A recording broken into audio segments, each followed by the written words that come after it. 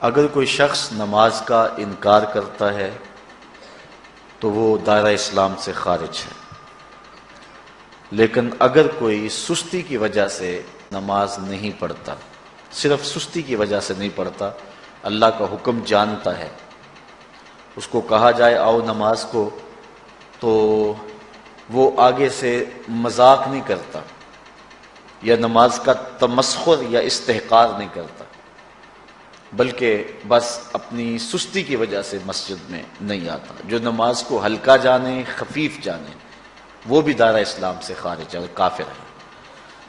لیکن جو شخص اس کو اللہ کا حکم جانتا ہے اور اس کو پڑھنا اپنے اوپر ضروری سمجھتا ہے لیکن سستی کی وجہ سے پڑھ نہیں سکتا، تو اس کے بارے میں علماء کی آراء مختلف ہیں۔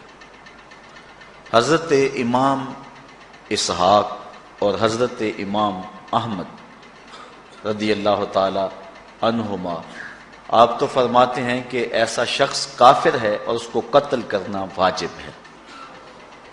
حضرت امام مالک کا قول ہے کہ، اور امام شافعی کا بھی یہی قول ہے، وہ بھی کہتے ہیں کہ اس کو قتل کیا جائے گا اور بطور حد قتل کیا جائے گا۔ حضرت امام اعظم امام ابو حنیفہ علیہ رحمہ آپ فرماتے ہیں کہ بے نمازی کو قتل نہیں کیا جائے گا، بلکہ اس پر تعزیر نافذ ہو۔ یہ حاکم وقت کی ثواب دید پر ہے کہ وہ اس پر کیا سزا دیتا ہے، اور فرمایا اس کو ساتھ قید کیا جائے گا اور توبہ کے لیے اس کو زور دیا جائے گا۔ اگر وہ توبہ کر لے تو اس کو قید سے باہر نکال لیا جائے گا، ورنہ اس کو قید رکھا جائے گا۔ صحابہ کہتے ہیں کہ ہم کسی عمل کے تارک کو کافر نہیں سمجھتے تھے سوائے نماز کے تارک کے، اور آقا کریم علیہ السلام کا ایک فرمان ہے، من ترک الصلاۃ متعمدا فقد کفر جہارا، جس نے جان بوجھ کے نماز چھوڑی اس نے اعلانیہ کفر کیا۔ امام اعظم امام ابو حنیفہ علیہ رحمہ وہ فرماتے ہیں کہ یہ حدیث محل ترہیب میں ہے، گویا اس نے کافروں والا کام کیا، اس لیے آپ یہ فتویٰ دیتے ہیں کہ اس کو قید کیا جائے گا اور نماز کی پابندی کا زور دیا جائے گا، اور وہ توبہ کرے تو اس کو چھوڑ دیا جائے گا۔ لیکن باقی ائمہ بعض کہتے ہیں اس کو حداً قتل کیا جائے، اور امام اسحاق اور امام احمد کہتے ہیں اس کو قتل کرنا واجب ہے۔ تو بے نمازی جو اللہ کے حکم کی پابندی سستی کی وجہ سے نہیں کرتا، یہ اس کے لیے حکم ہے۔ جو شخص تحقیر کرتا ہے نماز کی، ہلکا جانتا ہے، تمسخر اڑاتا ہے یا اس کا انکار کرتا ہے، تو اس کے بارے میں علماء کے اندر کوئی اختلاف نہیں ہے، وہ ائمہ اربعہ کے نزدیک کافر ہے، دائرہ اسلام سے خارج ہے، مرتد ہے۔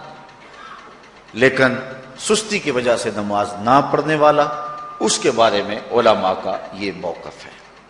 حضرت غوث اعظم الشیخ سید عبد القادر جیلانی علیہ رحمہ آپ فرماتے ہیں کہ بے نمازی کو مسلمانوں کے قبرستان میں دفن نہ کرو۔ حضرت سلطان باہو علیہ رحمہ آپ کا قول ہے کہ بے نمازی سے خنزیر بھی پناہ مانگتا ہے۔ حضرت شیخ سعدی شیرازی فرماتے ہیں بے نمازی کو قرض نہ دو، جو اللہ کا قرضہ ادا نہیں کرتا تمہارا قرض کیسے لٹائے گا۔ اب آئیے ہم حضور علیہ السلام کے فرامین دیکھتے ہیں اس حوالے سے۔ حضرت جابر بن عبداللہ انصاری رضی اللہ تعالی عنہ سے مروی ایک روایت، جس کو امام ابو داؤد نے روایت کیا، امام نسائی نے روایت کیا، دیگر محدثین نے روایت کیا۔ آقا کریم نے ارشاد فرمایا، بین الرجل و بین الکفر ترک الصلاۃ، آدمی اور کفر کے درمیان ترک صلاۃ ہے، یعنی بندہ مومن اور بندہ کافر کے درمیان ترک صلاۃ ہے۔ جو نماز پڑھتا ہے وہ مومن ہے، اور جو نماز نہیں پڑھتا تو وہ کافروں والا کام کرتا ہے، یا دیگر ائمہ کے نزدیک وہ کافر ہے۔ یہ ترہیباً نہیں بلکہ یہ حکم ہے۔ اور حضرت نبی رحمت صلی اللہ علیہ وسلم کا ایک دوسرا فرمان ان الفاظ کے ساتھ ہے، بین الرجل و بین الشرک والکفر ترک الصلاۃ، شرک و کفر اور بندہ مومن کے درمیان نماز ترک کرنا ہے۔ حضرت امام ابن ماجہ نے ان الفاظ کے ساتھ روایت کو نقل کیا ہے، بین الکفر والایمان ترک الصلاۃ، ایمان اور کفر کے درمیان نماز کا ترک کرنا ہے۔ اور آقا کریم علیہ السلام کا وہ فرمان جو حضرت انس سے مروی ہے، جس کو طبرانی نے اپنی موجم میں لکھا، بھی آپ کے سامنے میں نے رکھا، کہ حضور نے فرمایا من ترک الصلاۃ متعمدا فقد کفر جہارا، جس نے جان بوجھ کے نماز چھوڑی اس نے اعلانیہ کفر کیا۔ حضرت ابو ہریرہ رضی اللہ تعالی عنہ سے ایک روایت ہے کہ وہ فرماتے ہیں، لا سہم فی الاسلام لمن لا صلاۃ ولا صلاۃ لمن لا وضوء لہ، کہ اس شخص کا اسلام میں کوئی حصہ نہیں ہے جو نماز نہیں پڑھتا، اور اس شخص کا نماز میں کوئی حصہ نہیں ہے جو وضو نہیں کرتا۔ وضو کے بغیر نماز نہیں ہوتی اور نماز کے بغیر اسلام نہیں ہوتا۔ اور اسی روایت کو بالفاظ دیگر حضرت عبداللہ ابن عمر رضی اللہ تعالی عنہ نے حضور سے یوں روایت کیا ہے، طبرانی نے اپنی موجم میں اس کو لکھا، لا ایمان لمن لا امانتہ ولا صلاۃ لمن لا طہور لہ ولا دین لمن لا صلاۃ لہ۔ حضور فرمایا کہ اس شخص کا ایمان نہیں جس میں امانت نہیں، اور اس شخص کی نماز نہیں جس کو پاکیزگی حاصل نہیں، اور اس شخص کا دین نہیں جس کو نماز نصیب نہیں۔ حضرت امام ابن ماجہ نے اس روایت کو اپنے الفاظ کے ساتھ روایت کیا ہے۔ حضرت بریدہ رضی اللہ تعالیٰ عنہ اپنے باپ سے روایت کرتے ہیں اور وہ حضور سے روایت کرتے ہیں۔ حضور علیہ السلام نے ارشاد فرمایا، ان العہد الذی بیننا و بینہم الصلاۃ فمن ترکھا فقد کفر، کہ ہمارے اور ان لوگوں کے درمیان جو معاہدہ ہے وہ نماز کا ہے، جس نے نماز کو چھوڑ دیا اس نے کفر کیا، یعنی ہمارا اور ان کا پھر اب معاہدہ باقی نہیں رہے گا۔ حضرت امام بخاری نے روایت نقل کی ہے، حضور نے ارشاد فرمایا، من ترک الصلاۃ العصر فقد حبط اعمالہ، جس نے عصر کی نماز چھوڑی اللہ اس کے سارے عمل برباد کر دیتا۔ حضرت ابو ہریرہ رضی اللہ تعالی عنہ سے روایت ہے جس کو امام ابن ماجہ نے اور امام نسائی نے روایت کیا ہے، وہ حضور سے روایت کرتے ہیں، بڑی مشہور روایت ہے۔ حضور نے ارشاد فرمایا، ان اول ما یحاسب بہ العبد بصلاتہ فان صلحت فقد افلح وانجح وان فسدت فقد خاب وخسر۔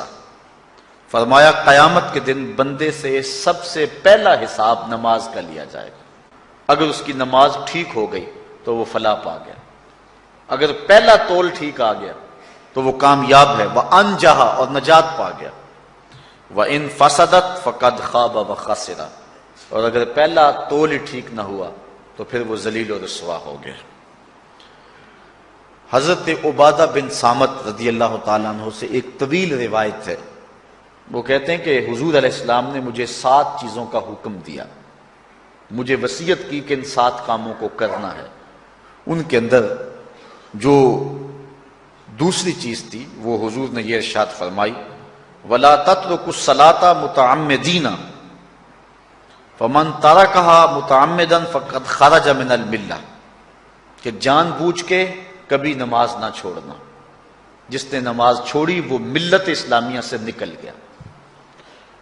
اور حضرت معاذ بن جبل رضی اللہ تعالی عنہ سے بھی ایک طویل روایت ہے کہ حضور نبی رحمت صلی اللہ علیہ وسلم نے ان کو 10 وصیتیں کی تھی حصول برکت کے لیے۔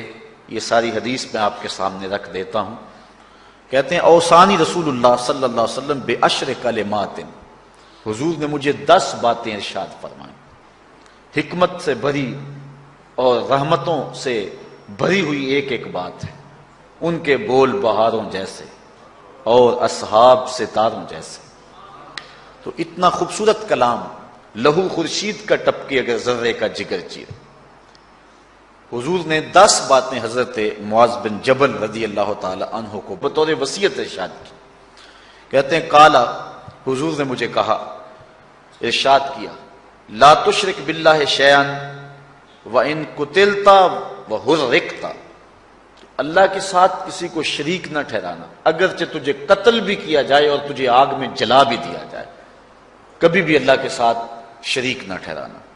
دوسری بات حضور نے مجھے یہ ارشاد فرمائی، وَلَا تَعْصِ وَالِدَيْكَ وَإِنْ أَمَرَاكَ أَن تَخْرُجَ مِنْ أَهْلِكَ وَمَالِكَ، کہ اپنے والدین کی کبھی نافرمانی نہ کرنا، اگرچہ تجھے حکم دیں کہ اپنے مال کو اور اپنے بچوں کو لے کے گھر سے نکل جا، تو کہا یہ کر لینا، نکل جانا، لیکن والدین کی نافرمانی نہ کرنا. تیسری بات حضور نے ارشاد فرمائی، وَلَا تَتْرُكَنَّ صَلَاةً مَكْتُوبًا مُتَعَمِّدًا فَإِنَّ مَنْ تَرَكَ صَلَاةً مَكْتُوبَةً مُتَعَمِّدًا فَقَدْ بَرِئَتْ مِنْهُ ذِمَّةُ اللَّهِ. فرمایا اے معاذ بن جبل، فرض نماز جان بوجھ کر کبھی بھی نہ چھوڑنا، زندگی میں کبھی نہ ہو کہ تجھ سے فرض نماز چھوٹے، اس لیے کہ جس نے فرض نماز جان بوجھ کے چھوڑ دی، اللہ اور اس کے رسول نے اس سے اپنا ذمہ اٹھا لیا. اب وہ جدھر مرضی جائے، اللہ نے جو ذمہ لیا ہوا ہے مومن کا، اللہ اٹھا لیتا ہے. چوتھی چیز حضور نے جو ارشاد فرمائی، وَلَا تَشْرِبَنَّ خَمْرًا فَإِنَّهُ رَأْسُ كُلِّ فَاحِشَةٍ. اے معاذ بن جبل، زندگی میں کبھی بھی شراب نہ پینا، ہر بے حیائی کی جڑ ہے اور بنیاد ہے شراب. پانچویں چیز کہتے ہیں حضور نے جو مجھے ارشاد فرمائی وہ یہ تھی، وَإِيَّاكَ وَالْمَعْصِيَةَ فَإِنَّ بِالْمَعْصِيَةِ حَلَّ سَخَطُ اللَّهِ. کہا کبھی اللہ کی نافرمانی نہ کرنا، اللہ کی نافرمانی سے اللہ کی ناراضگی مول لینے والی بات ہے. اللہ تعالیٰ کی معصیت سے اس کی ناراضگی جائز ہو جاتی ہے، حلال ہو جاتی ہے. اور چھٹی چیز کہتے ہیں حضور نے یوں ارشاد فرمائی، وَإِيَّاكَ وَالْفِرَارَ مِنَ الزَّحْفِ وَإِنْ هَلَكَ النَّاسِ. کہا جب محاذ پہ ڈٹا ہونا تو کبھی پیٹھ نہ پھیرنا، اگرچہ لاشیں جو ہیں وہ گر رہی ہوں اور لوگ ہلاک ہو رہے ہوں، سارے لشکر کے ہلاک ہو جانے کا ڈر بھی ہو، لیکن کہا معاذ بن جبل میں تمہیں وصیت کرتا ہوں کبھی پیٹھ پھیر کے بھاگنا نہیں ہے. حضور نے کہتے ہیں مجھے جو ساتویں چیز ارشاد فرمائی وہ یہ تھی، وَإِنْ أَصَابَ النَّاسَ مَوْتٌ فَاصْبُتْ. اگر تو کسی ایسے علاقے میں رہتا ہو جہاں موت آ جائے، کوئی بیماری آ جائے موت والی، تو علاقہ چھوڑ کے بھاگنا نہ، وہیں رہنا. تیری قسمت میں زندگی ہوئی، تجھے کوئی موت دے نہیں سکتا، اور اگر موت تیرے لیے لکھی گئی ہے تو جہاں مرضی چلا جائے تو موت سے بچ نہیں سکتا. اس لیے ایسے مقام سے بھاگ کر نہ جانا، وہیں ڈٹے رہنا اور وہیں رکے رہنا. آٹھویں چیز کہتے ہیں حضور نے مجھے ارشاد فرمائی، وَأَنفِقْ عَلَىٰ أَهْلِكَ مِن طَوْلِكَ. کہا اللہ نے تجھے جو وسعت دی ہے، تجھے جو مال دیا ہے، اس کو اپنی اولاد پر کھل کے خرچ کرنا، اپنی اولاد سے بخل نہ کرنا، اولاد کے معاملے کے اندر جہاں ان کی ضرورت ہو اس کو کھل کے پورا کرنا ہے. اور حضور نے نویں بات جو ارشاد فرمائی وہ یہ تھی، وَلَا تَرْفَعْ عَنْهُمْ عَصَاكَ أَدَبًا. اپنی اولاد کو ادب سکھانے کے لیے ڈنڈا نہ چھوڑنا، عصا ہمیشہ لٹکا کے رکھنا، کوڑا باندھ کے رکھنا. اور 10ویں چیز کہتے ہیں حضور نے جو مجھے ارشاد فرمائی، وَأَخْفِهِمْ فِي اللَّهِ. اپنی اولاد کے دل میں اللہ کا خوف ڈالتے رہنا، اللہ کا ڈر پیدا کرنا اپنی اولاد کے اندر. تو نے اپنی اولاد کو یونیورسٹیوں اور کالجوں تک پہنچایا، بیرون ملک سے بھی تعلیم دلوائی، لیکن اللہ کا خوف نہ سکھایا. اللہ کا خوف سکھانا اپنی اولاد کو، ایسے لوگوں کی صحبت میں بٹھانا جن کی صحبت میں بیٹھ کر اللہ کا خوف پیدا ہو جائے. ان کو ایسی کتابیں لا کے دینا کہ جن سے خشیت الہی ان کے سینے میں پیدا ہو. اگر تو نے سب کچھ دے دیا، عالی نسب بنگلے دے دی اپنی اولاد کو، تو نے جو ہے وہ بہت اچھی تعلیم دلوا دی اپنی اولاد کو، دنیاوی سوسائٹی کے اندر ان کا وقار بہت بلند ہو گیا، تو نے سب کچھ دے دیا اپنی اولاد کو، اللہ کا خوف نہیں دیا تو کچھ بھی نہیں دیا. تو حضور نے جو 10ویں وصیت حضرت معاذ بن جبل کو کی، وہ یہ ہے کہ انہیں اللہ سے ڈراتے رہنا، اللہ تعالیٰ کا خوف، ان کی خشیت ان کے سینے میں پیدا کرنا۔ اللہ اکبر۔ حضور کا ایک اور فرمان سنیے۔ حضور نے فرمایا کہ جو شخص نماز چھوڑتا ہے، ایک طویل حدیث ہے جس کا یہ حصہ ہے، وَقَانَ يَوْمَ الْقِيَامَةِ مَعَ قَارُونَ وَفِرْعَوْنَ وَحَامَانَ وَأُبَيِّ بْنِ خَلَف۔ جو نماز ترک کرتا ہے قیامت کے دن قارون کے ساتھ، فرعون کے ساتھ، حامان کے ساتھ اور ابی ابن خلف کے ساتھ کھڑا کر دیا جائے گا۔ جس صف میں اللہ کے دشمن کھڑے ہوئے ہوں گے، بے نمازی کو بھی اس صف میں کھڑا کر دیا جائے گا۔ کتنی رسوائی ہے، کتنی ذلت ہے۔ کوئی بندہ یہ گوارا کرتا ہے کہ مجھے اس صف میں کھڑا کر دیا جائے جس میں دشمنان خدا کھڑے ہوں، دشمنان رسول کھڑے ہوں؟ میری کوئی بہن، میری کوئی بیٹی کیا یہ گوارا کر سکتی ہے کہ اس کو حضور پہ کانٹے پھینکنے والی ام جمیل کے ساتھ کھڑا کر دیا جائے، اس کو حضور کو اذیت دینے والی عورتوں کے ساتھ کھڑا کر دیا جائے؟ نہ میری کوئی بہن اور نہ کوئی میری ماں اس بات کو گوارا کرتی۔ تو جب ہم یہ گوارا نہیں کرتے تو پھر ہمیں عزم کرنا چاہیے کہ آج کے بعد نماز نہیں چھوڑنی ہے۔ میں نے کسی جگہ پہ یہ بات بیان کی اور ساری گفتگو اسی عنوان سے ہوئی، کچھ ماحول ایسا بنا ہوا تھا، تو مجھے بعد میں صابر نامی وہاں کے ایک ساتھی نے فون کیا 2 یا 3 دن کے بعد، کہنے لگا کہ ہماری بستی میں ایک شخص بھی بے نمازی نہیں رہا ہے۔ اس حدیث کا زور اتنا ہے، اس حدیث کا وزن اتنا ہے۔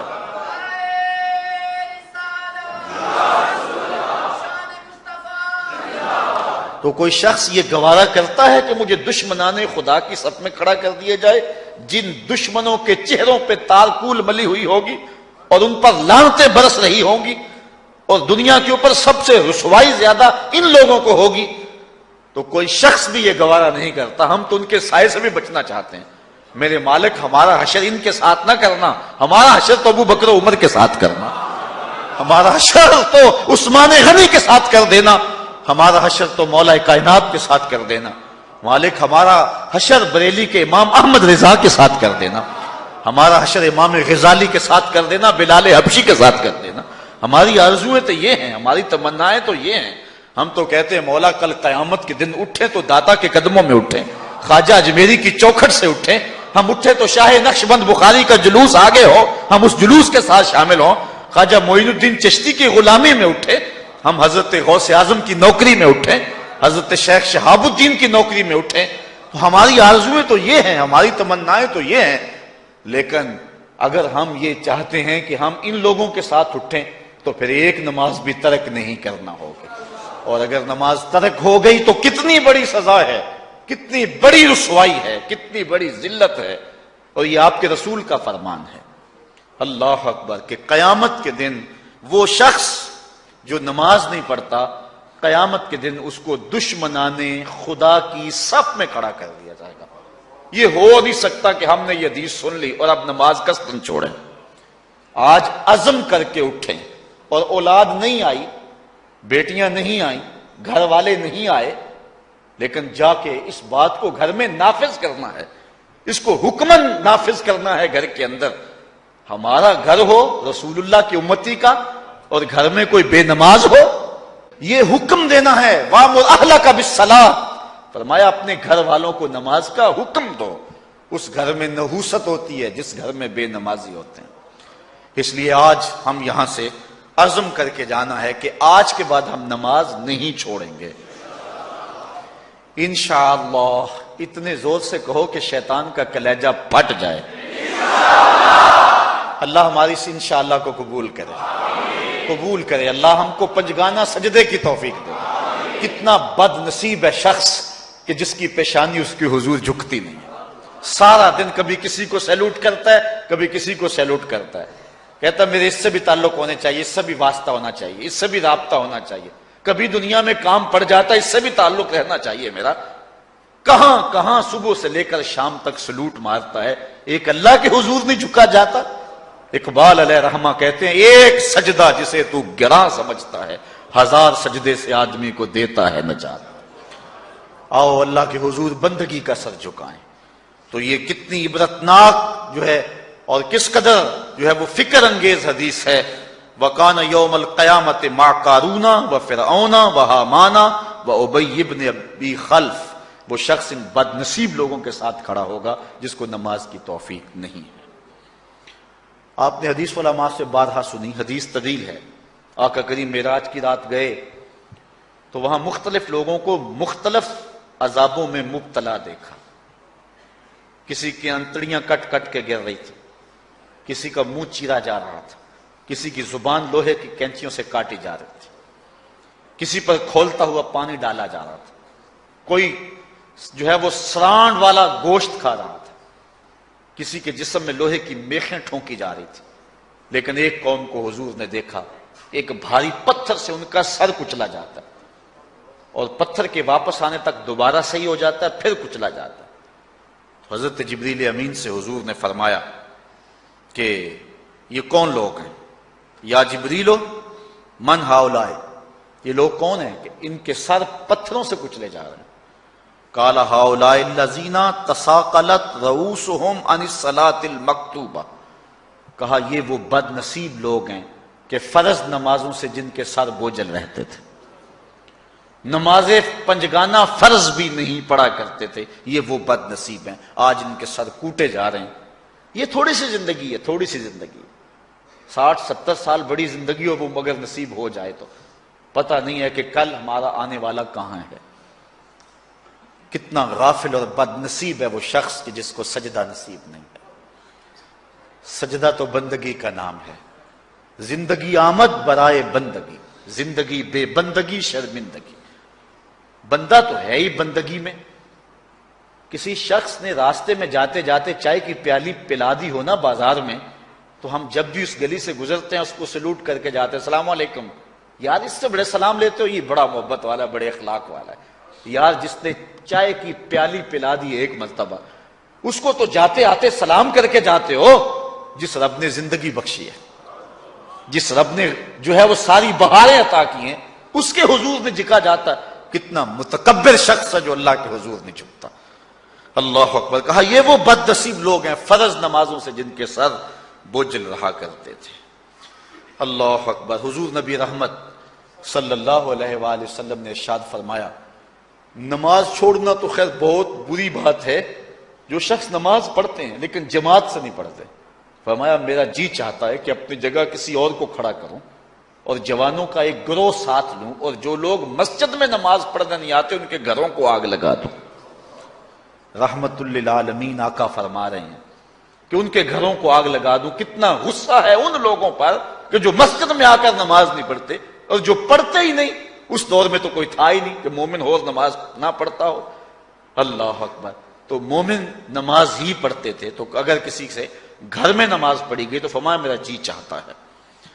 آج نماز تو نماز رہی، ہم کو تو جمعہ بھی نصیب نہیں ہے. کتنے لوگ ہیں کہ جو پابندی کے ساتھ نماز جمعہ بھی نہیں پڑھتے ہیں. حضور کا ایک فرمان سنیے. آقا کریم نے ارشاد فرمایا، من ترک الجمعۃ ثلاث جمع متوالیات فقد نبذ الاسلام وراء ظہرہ. جس نے بغیر کسی عذر کے 3 جمعے چھوڑ دیے، اس نے اسلام کو اپنی پشت کے پیچھے ڈال دیا. اس نے پرواہ ہی نہیں کیا اسلام کی.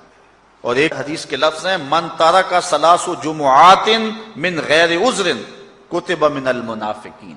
جس نے بغیر کسی عذر کے 3 جمعے چھوڑ دیے، اس کا نام منافقوں کی فہرست میں لکھ دیا جاتا. اور ایک حدیث کے لفظ اس حوالے سے ہیں، من ترک ثلاث جمع تہاونا بها طبع اللہ علی قلبہ. جس نے سستی کی وجہ سے 3 جمعے چھوڑ دیے تو اس کے دل پر اللہ غفلت کی مہر لگا دیتا ہے. یہ وہ بد نصیب شخص ہے کہ جو نماز جمعہ چھوڑتا ہے.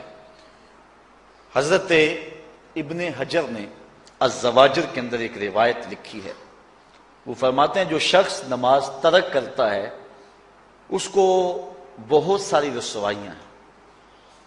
وقت اتنا طویل نہیں ہے کہ ایک ایک چیز کو تفصیل سے بیان کروں. وہ کہتے ہیں پہلی بات تو یہ ہے کہ اس کی عمر میں برکت اٹھا لی جاتی. دوسری بات اس کے چہرے سے صالحین کا نور اتار لیا جاتا ہے۔ تیسری بات، وہ کوئی بھی عمل کرے اس کا ثواب نہیں ملتا اس کو، یہ دنیا پر اس کو سزائیں ہیں۔ چوتھی سزا دنیا پر اس کو یہ ملتی ہے، اس کی دعائیں قبول نہیں ہوتی۔ اور پانچویں سزا اس کے لیے یہ ہے کہ اس کے لیے جو نیک لوگ دعا کرتے ہیں ان دعاؤں کا حصہ اسے نہیں ملتا۔ مومن نیک سحری وقت اٹھ کے دعا مانگتے ہیں اللہ پوری امت پر کرم کر دے، تو یہ بھی امت میں شامل ہے۔ دعا اللہ والے کی تو قبول ہوئی، لیکن اس کا حصہ نکال دیا گیا، اس کا حصہ نیک لوگوں کی دعاؤں سے نکال دیا گیا۔ اور جب وہ مرنے لگتا ہے، نزا کے وقت تین اس کو سزائیں ملتی ہیں۔ ایک تو بھوکا مرتا ہے، دوسرا پیاسا مرتا ہے، تیسرا ذلیل ہو کے مرتا ہے۔ اور قبر کے اندر اس کو تین سزائیں ہیں۔ حضرت امام ابن حجر کہتے ہیں ایک تو اس کی قبر تنگ کر دی جائے گی، حتیٰ کہ ادھر والی پسلیاں ادھر اور ادھر والی پسلیاں ادھر۔ دوسرا، اس کی قبر میں آگ ڈالی جائے گی، جو اللہ کی حضور نہیں جھکتا اس کی قبر اس لائق ہے کہ اس میں آگ ڈالی جائے۔ اور تیسری، اس کے اوپر ایک اژدہا مسلط کر دیا جائے گا جس کا نام ہے شجاع الاقرع، اور جب وہ ڈنگ مارے گا تو 70 گز تک وہ شخص زمین میں دنس جائے گا، اور وہ مسلسل یہ ڈنگ مارتا رہے گا۔ اور کہا کہ تین سزائیں اس کو حشر میں پہنچیں گی۔ ایک تو اس کا حساب سختی سے لیا جائے گا، اور جس کا حساب سختی سے لیا گیا وہ بچ پائے گا؟ حساب سے بچے گا وہ جس سے اللہ صرف نظر کرے گا۔ اللہ اکبر۔ ایک تو اس کا حساب سختی سے لیا جائے گا، دوسرا اللہ تعالیٰ جل شانہ اپنے قہر و غضب کا اس پہ اظہار کرے گا، اور تیسری اس کو سزا یہ دی جائے گی کہ اس کو جہنم میں ڈال دیا جائے گا۔ ساتھیاؤ، میں اور آپ آج کی اس بزم میں یہ پختہ عزم کر کے اٹھیں کہ آج ہم خود بھی اور اپنی اولاد کو بھی، اپنے دوستوں کو بھی، میرے والد گرامی فرمایا کرتے تھے جس سے دوستی ہو نا اس کی انگلی پکڑ کے دین کی راہ پہ لے آؤ، یہ دوستی کا حق ہے۔ اس کے لیے آپ بہت کچھ کرتے ہیں، لیکن اگر اس کو دین نہیں دیا تو کچھ بھی نہیں دیا۔ کوشش کرو میرا دوست ہو اور جہنم میں جائے۔ والدین بچے کے مستقبل کے لیے کتنی کوشش کرتے ہیں، لاکھوں روپیہ لگاتے ہیں مستقبل ٹھیک ہو جائے، کرتے ہیں کہ نہیں کرتے؟ یونیورسٹیوں کے اندر، کالجوں کے اندر کتنی بھاری فیسیں بھرتے ہیں۔ کیوں اتنا کچھ کیوں کر رہے ہو؟ میں نے دیکھا بوڑھا باپ اپنی کمر پہ بوریاں لاد کے مزدوری کرتا ہے، مائیں اپنا زیور بیچ رہی ہیں کہ اولاد پڑ جائے۔ میاں اتنا کچھ کیوں کر رہے ہو؟ جی مستقبل ٹھیک ہو جائے۔ یہ مستقبل کتنا ہے؟ 20-25 سال کا، اور جو اصل مستقبل ہے اس کی فکر ہی نہیں کسی کو۔ اصل مستقبل تو وہ ہے۔ اللہ اکبر۔ بیرون ملک جائے بیٹا تو ماں کہتی ہے بس دعا کرو کہ میرا بیٹا خیریت سے پہنچ جائے۔ بیٹی کی شادی کرتی ہے تو ماں کہتی ہے دعا کرو کہ اپنے گھر میں اس کو چین مل جائے۔ کسی کا انٹرویو ہوتا ہے، لوگ کہتے ہیں جناب دعا کرو کہ اس انٹرویو میں وہ کامیابی سے گزر جائے۔ میں کہتا ہوں جب قبر میں اترتا ہے پھر کسی نے آ کر کبھی نہیں کہا کہ دعا کرو مشکل گھڑی آ گئی ہے خیریت سے گزر جائے۔ اصل امتحان تو یہ ہے، اگر اس امتحان سے گزر گیا تو کامیابی اور بامرادی۔ یہ تھوڑا سا مستقبل دنیا کا، اس کے لیے ہم کتنے پیسے لگا دیتے ہیں۔ سب کچھ اولاد کو آتا ہے، ہر شے فر فر پڑھتے اور بولتے ہیں، دعائے قنوت بھی نہیں آتی ہوتی۔ تو ہم اپنی اولاد کے لیے دین کا تحفہ اس کو کبھی نہ چھوڑیں۔ اللہ اکبر۔ کوشش کریں، محنت کریں۔ حضور نبی رحمت صلی اللہ علیہ وآلہ وسلم نے ان بد عمل واعظین کی بات بھی کی ہے کہ جو لوگوں کو نیکی کا حکم دیتے ہیں اور خود اس پہ عمل نہیں کرتے۔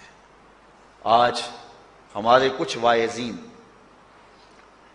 لوگوں کو تو واعظ و تلقین اور نصیحت کرتے ہیں اور خود نماز میں سخت سستی کا ارتکاب کرتے ہیں، اور جس سے قوم کے اندر نماز میں سستی عملاً پیدا ہو جاتی ہے۔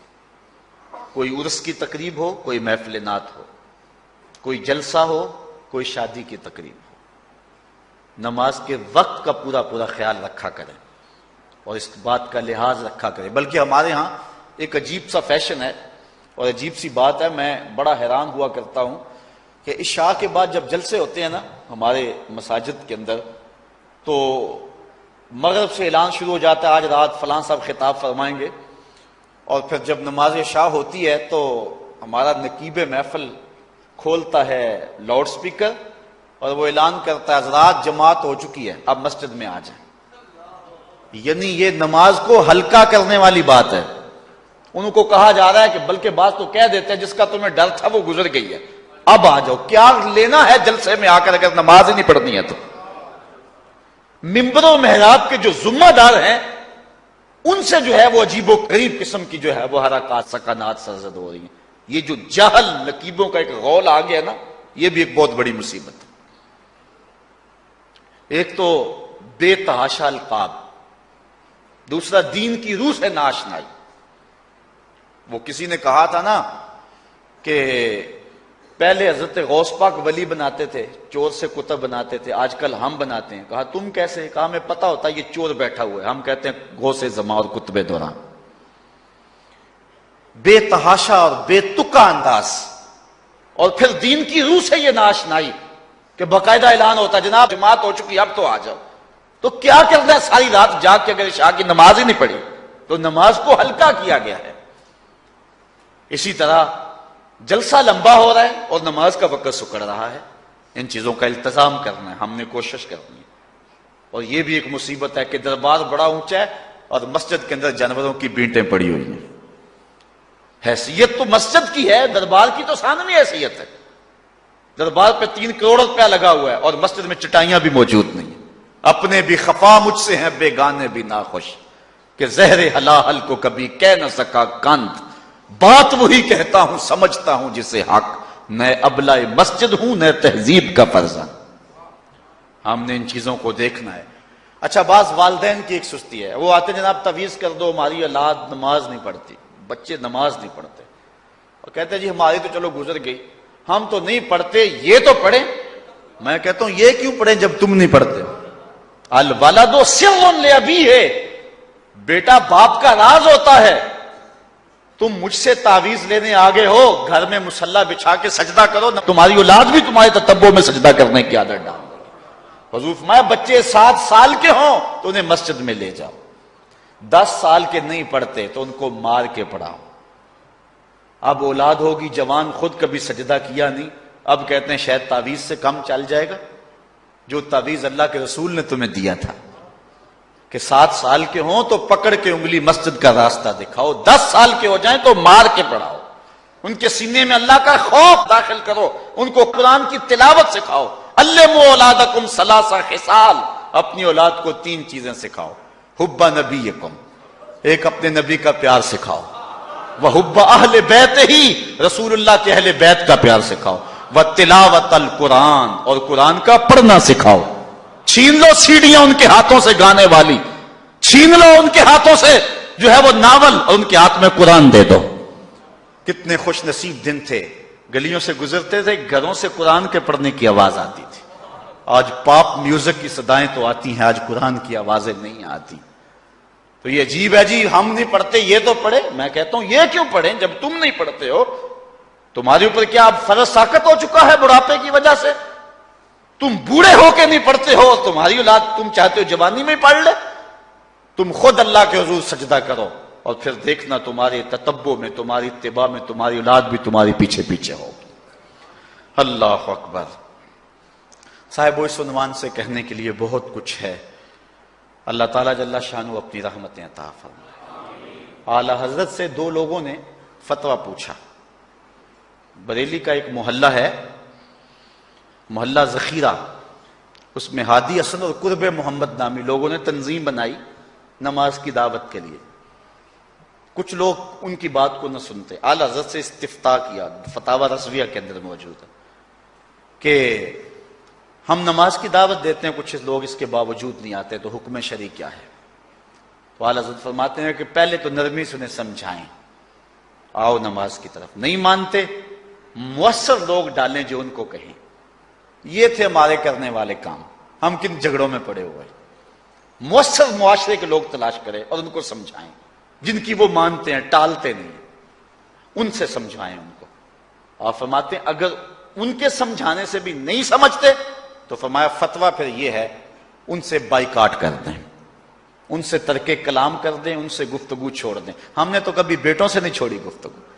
بیوی بے نماز ہو ہم ہر شے بیوی سے منوا لیتے ہیں. کبھی کہا تیرے ہاتھ کی پکی روٹی نہیں کھاؤں گا اگر تو نماز نہیں پڑھتی؟ کبھی بیٹا کہے امی تو نماز نہیں پڑھتی میں تیرے ہاتھ کی روٹی نہیں کھاؤں گا؟ جو ماں بیٹے کے لیے سب کچھ کرتی ہے، کتنے دکھ جھیلتی ہے، کسی کے گھر کے برتن مانجنے پڑے وہ بھی مانجتی ہے، کیا بیٹے کی خواہش پہ نماز نہیں شروع کر دے گی؟ جب عادت ڈالے گی تو پھر اللہ دل میں بھی وہ محبت ڈال دے گا. کیونکہ ہمارا تو اتنا ہی کام ہے نا. حضرت بایزید بسطامی نے یہی کیا تھا نا. حضرت بایزید بسطامی علیہ رحمہ بسطام کے لوگوں کی تربیت کر رہے ہیں.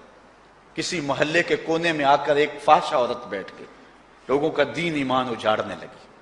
کسی نے کہا بایزید تیرا شہر لٹ رہا ہے، جس کو تو اشکوں سے سیراب کیا تھا اور سجدہ ہائے سحرگاہی سے جس شہر کو نور بخشا تھا، تیرا شہر لٹ رہا ہے.